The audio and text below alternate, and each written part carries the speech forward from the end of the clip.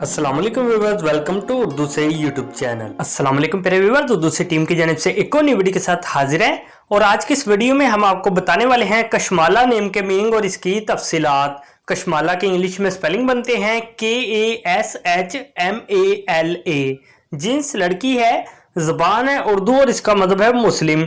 कशमाला के मायने हैं फूलों का हार, गजरा। कशमाला नाम का शुमार लड़कियों के नामों में होता है। कशमाला नाम की इब्तदाई तारीख उर्दू जुबान से निकलती है। कशमाला नाम के अफराद के लिए खुशकिस्मत नंबर 4 माना जाता है, जबकि खुशकिस्मत दिनों में बुध, जुम्मा और हफ्ता शामिल है। खुशकिस्मत धातों में हिस्सों के हिसाब से चांदी और तांबा शामिल है। कशमाला नाम के अफराद के लिए मुआफिक रंगों में पीला, नीला और सफेद रंग शामिल है। कशमाला नाम के अफराद के लिए मुआफिक पत्थरों में हीरा शामिल है। कशमाला नाम में 8 हरूफ हैं और ये एक लफ्ज़ बनता है। अपने नाम का मीनिंग जानने के लिए कमेंट बॉक्स में लिखिए, चैनल को सब्सक्राइब कीजिए, वीडियो को लाइक और शेयर कीजिए। Thanks for watching.